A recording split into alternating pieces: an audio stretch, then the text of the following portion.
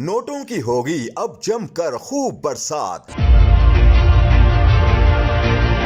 Pension में बड़े इजाफे के साथ वजीर खजाना का नोटिफिकेशन जारी।